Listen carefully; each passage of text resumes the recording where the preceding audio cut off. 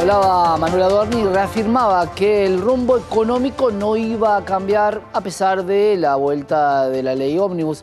Algo que también había dicho Luis Caputo, nuestro ministro de Economía. Pero vamos a ver qué pasó en el mercado.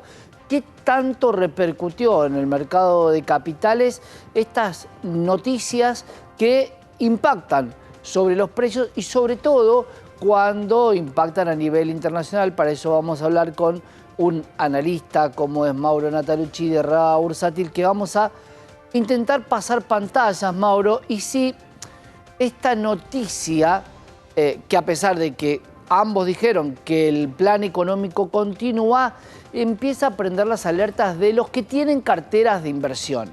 ¿Por qué digo esto? Porque si bien lo económico no venía con la ley ómnibus, por no salir la ley ómnibus, el ajuste va a ser mayor. Por ende, sí va a afectar a la economía. ¿Cómo andás, Mauro?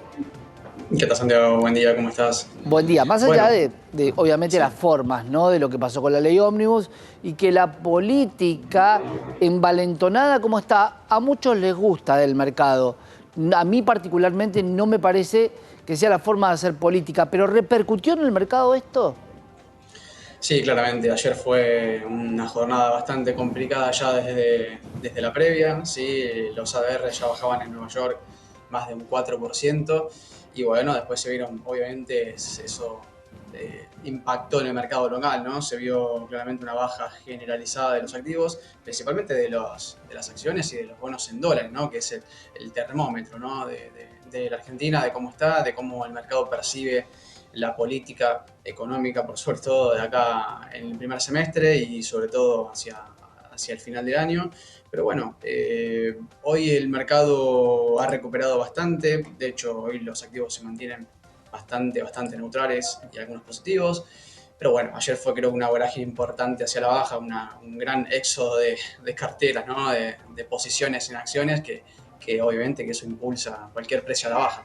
Eso básicamente es lo que quería ver con vos, Mauro, porque hay varios días de baja. Sí, la noticia esta de la ley ómnibus, pero parecería, y en el mercado esto lo vemos, que no siempre tiene que venir la noticia, siempre hay algún insight, sobre todo desde afuera, donde dicen, bueno, si no pueden cambiar la ley laboral o la ley tributaria, bueno, no es un país en el cual confiamos en el presidente, pero la política no le va a permitir hacer los cambios. Ahora bien, Claro.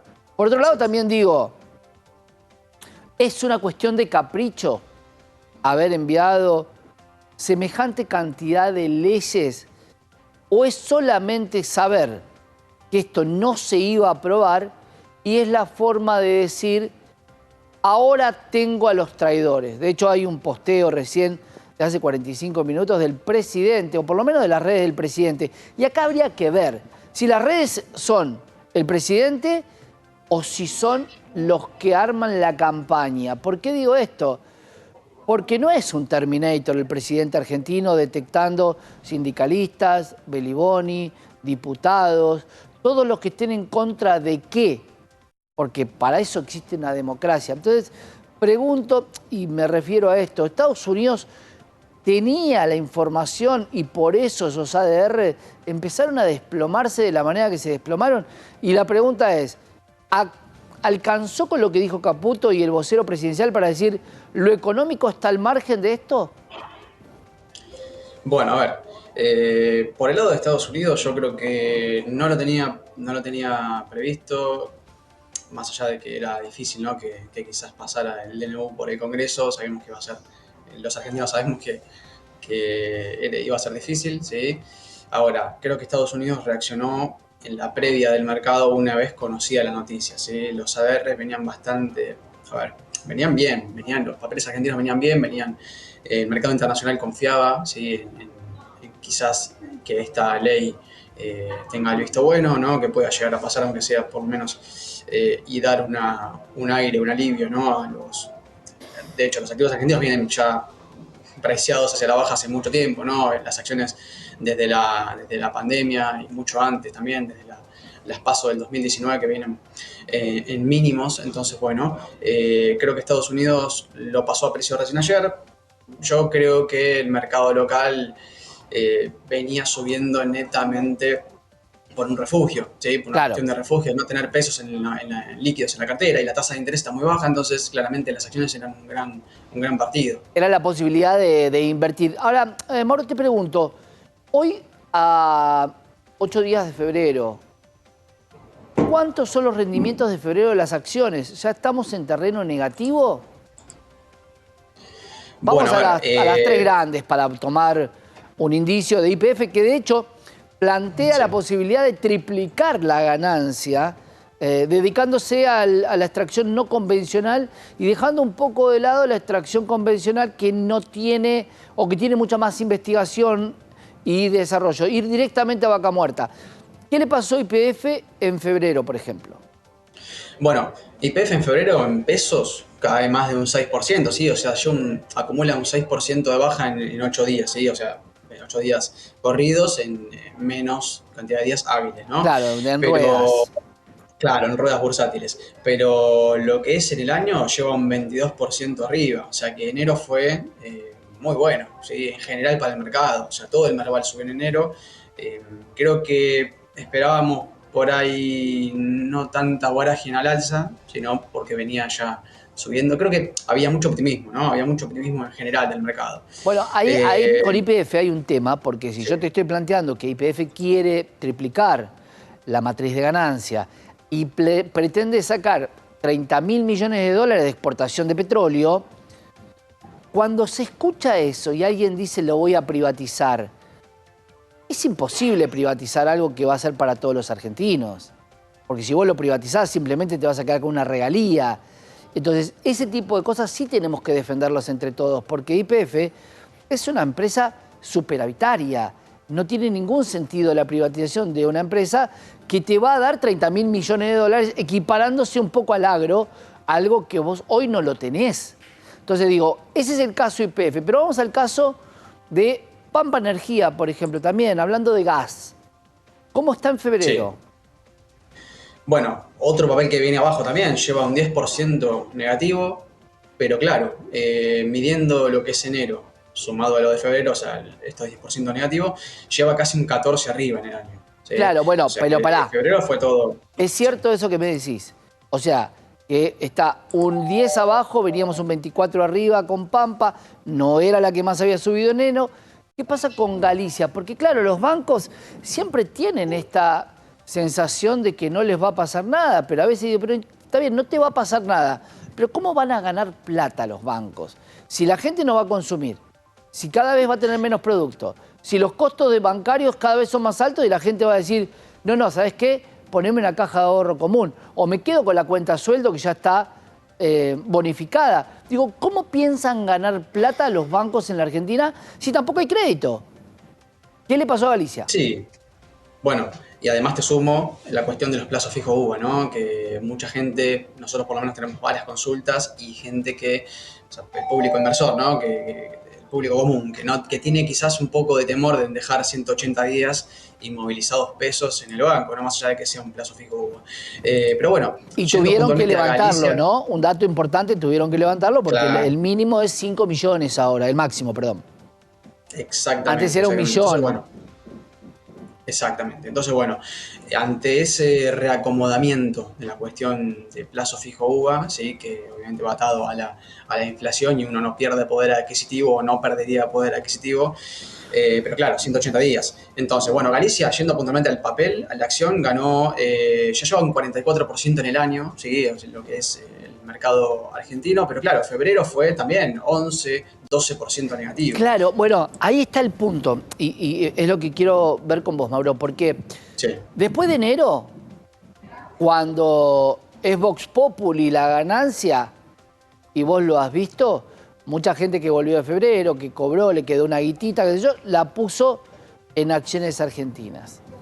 La gran pregunta es, obviamente sin la bola de cristal, porque ninguno de los dos la tenemos, si esto cambió la tendencia de enero a febrero, y en enero encontramos un pico. ¿Por qué? Porque si hoy, además, sigue aumentando el dólar, tu pérdida en dólares del Merval es mucho mayor. ¿Vemos una corrección, como existe la corrección política, para que las cosas se manejen de otra manera? Digo, ¿va a haber una corrección en el Merval? ¿Vamos hacia una meseta? Bueno, la corrección ya está hecha. La corrección ya el Merval la vino marcando desde el comienzo de semana. Sí, fueron el lunes, martes y ayer 3 jornadas negativas del Merval. Bien, y si uno también le suma la suba del dólar, Claro. claramente se profundiza. Porque el Merval en dólares en el año lleva un 4%, casi 5, te diría, negativo. Y en pesos 24% positivo. Entonces, claramente la suba del tipo de cambio hace estragos contra el índice. Entonces, Claro. contra todas las acciones. 5% negativo en lo que va del año. Pero en febrero, Claro. ¿cuánto bajó en dólares el Merval?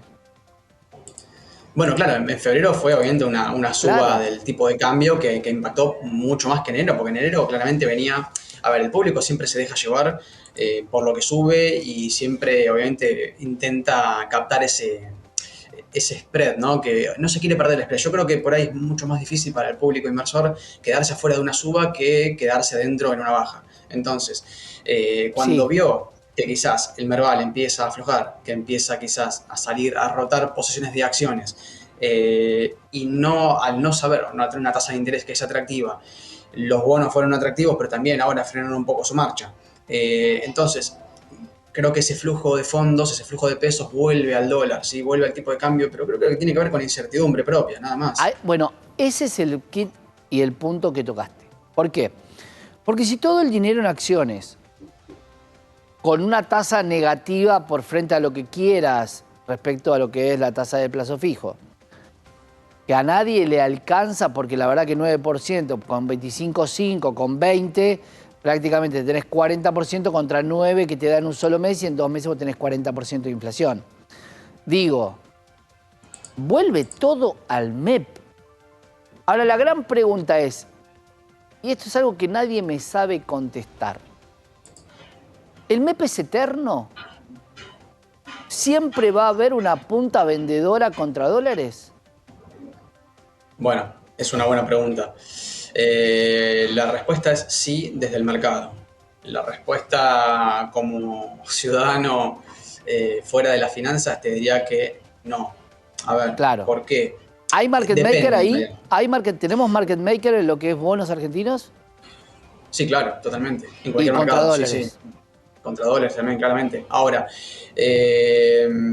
obviamente que el market maker, a ver, es una cuestión más bien del mercado, no porque en definitiva se tenga ganas de vender contra dólar, porque nadie quiere, obviamente, o sea, contra peso, en definitiva. Claro, es mantener vivo el mercado por más de que seguramente estarás perdiendo o tendrás mucho más riesgo de perder si tenés devaluación tras devaluación tras devaluación, porque terminás vendiendo bonos a dólares muy baratos que terminan valiendo mucho más.